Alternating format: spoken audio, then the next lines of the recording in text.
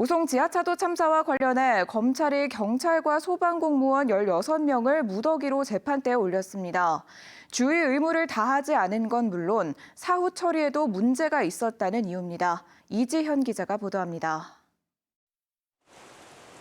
지난해 오송 참사 1시간 반 전부터 위험 신고는 경찰로도 향했습니다. 미호천교가 넘치려 한다. 지하차도 통제가 필요하다는 내용이었습니다. 그 시간에 통제를 시켜야 되는데 통제시키는 데가 없으니까 여기까지 들어왔죠. 그러나 경찰은 지하차도가 완전히 잠긴 지 10분이 지나서야 도착했습니다.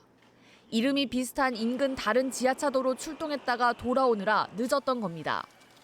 그런데도 제대로 도착해 처리한 것처럼 결과를 꾸며 시스템에 입력했습니다.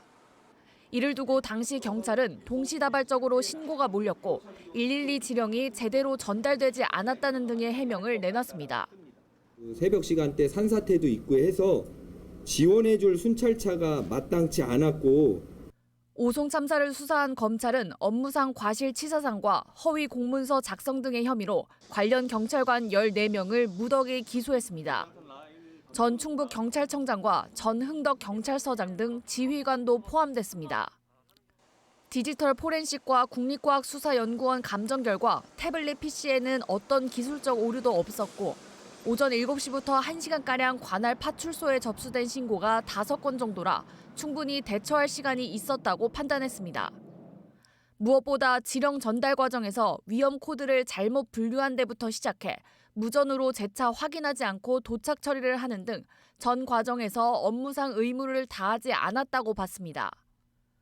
도착도 안 한 현장에서 조치를 취했다며 전산에 기록했고 참사 뒤 작성한 보고서에는 발령하지 않은 경보를 한 것처럼 꾸미고 근무 일지를 조작했다고 검찰은 설명했습니다.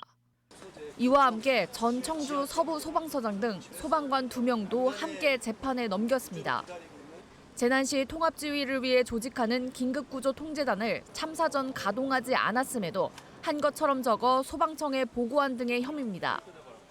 지금까지 검찰 수사본부가 재판에 올린 피고인은 30명, 시공사와 감리단 등 법인 2곳도 기소했습니다. MBC 뉴스 이지연입니다.